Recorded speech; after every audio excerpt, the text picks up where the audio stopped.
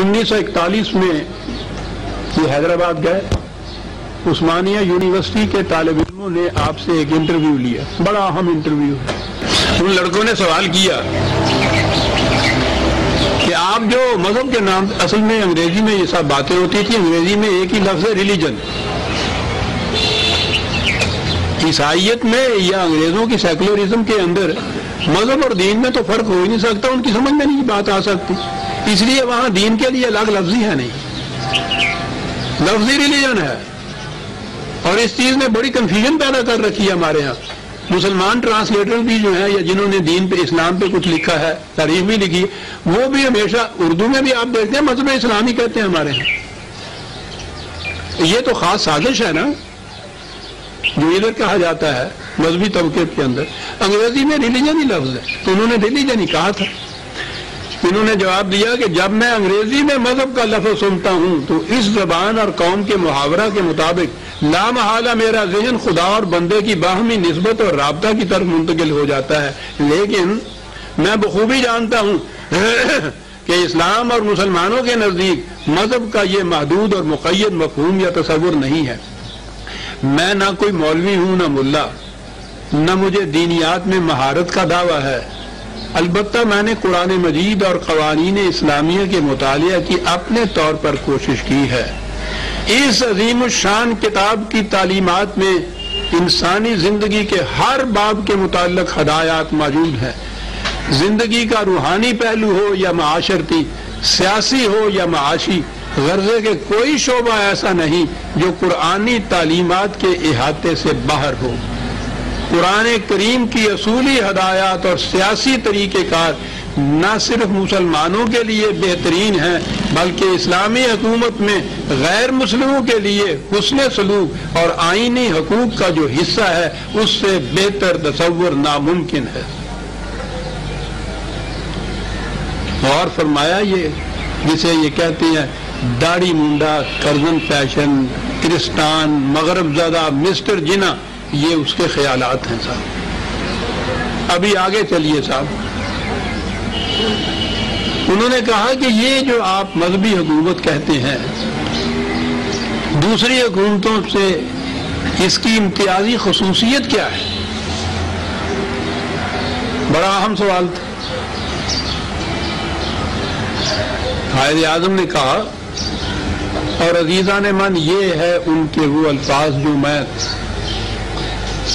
41 سے کیا اس سے پہلے سے برابر مسلسل دہرائے چلا آ رہا ہوں، اور میرے نزدیک ان الفاظ کے اندر جو کچھ جامعہ طور پہ کہا گیا ہے، نہ مطالبہ پاکستان، نہ مقصد مملکت پاکستان، نہ دین ان کے متعلق، ان سے بہتر جامعہ طور پر کوئی اور بات نہیں کہی جا سکتی صاحب۔ یہ میں عرض کر رہا ہوں جس کی 50 سال ہو گئے دین اور قرآن کے مطالعہ میں، جس جامعیت سے یہ بات کہہ گئے ہیں، اور میں سمجھتا ہوں کہ اگر اسلامی مملکت کہیں قائم ہوگی تو اس کے سب سے بڑے ایوان مملکت کے اوپر یہ الفاظ جنہ کے سنہری حروف میں کندہ ملیں گے آپ کو۔ کہا اسلامی حکومت کے تصور کا یہ امتیاز ہمیشہ پیش نظر رہنا چاہیے کہ اس میں اطاعت اور وفا کیشی کا مرجع خدا کی ذات ہے۔ یہ تو عام طور پہ سارے کہتے ہیں، اللہ کی اطاعت، خدا کی حکمرانی، یہ ایک ایبسٹریکٹ چیز ہے، محسوس بات نہیں۔ جنا تو قانون دان تھا، وہ جانتا تھا کہ یہ میں فلسفہ بیان نہیں کر رہا، خدا کی ذات ہے۔ پہاڑے کیا سکتا میں تو خدا کی اطاعت کر رہا ہوں، خدا کی ذات ہے جس کی تعمیل کا واحد ذریعہ قرآن مجید کے احکام اور اصول ہیں۔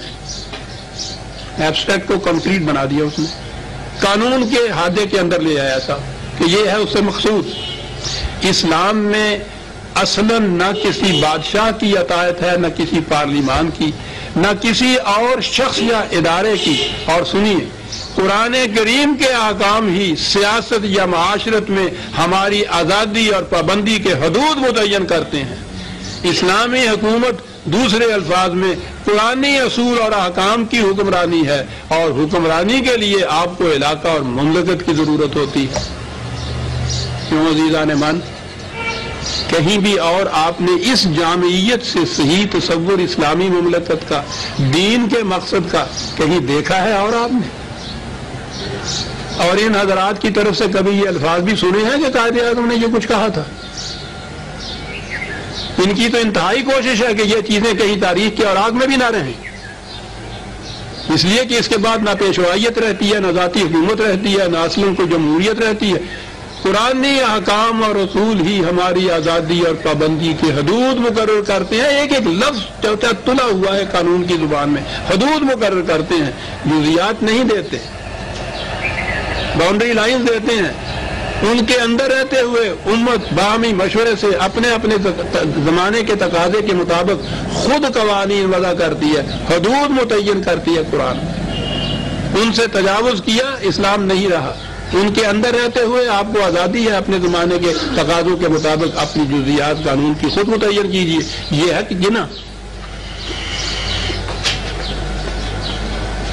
اس کے بعد انہوں نے کہا کہ جب آپ اس کو اسلام کے نام پہ ہی اس مملکت کو حاصل کرنا چاہتے ہیں تو پھر یہ مولوی صاحبان کو ساتھ کیوں نہیں ملا لیتے؟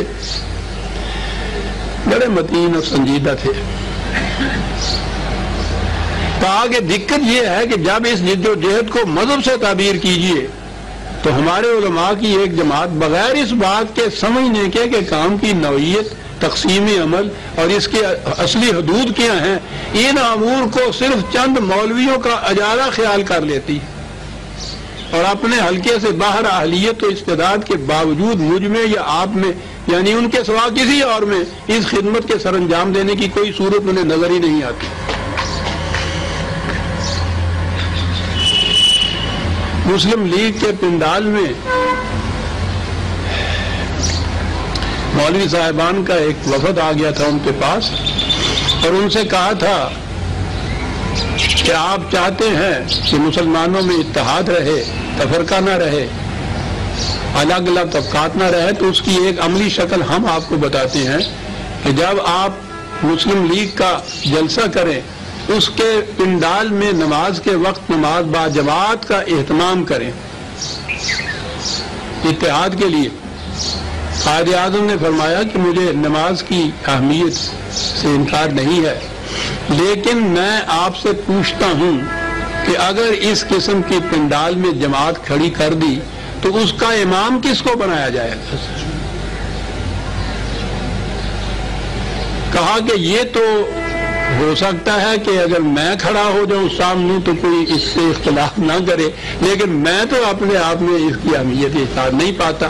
آپ فرمائیے کہ کسی فرقے کے آدمی کو بھی آگے کھڑا کر دیا تو دوسرے فرقے والے جماعت چھوڑ کے الگ کھڑے ہو جائیں گے، ایک پنڈال میں 5 جماعتیں کھڑی ہو جائیں گی، یہ اتحاد ہوگا مسلمانوں کا یا مسلمانوں کا تفرقہ ہوگا؟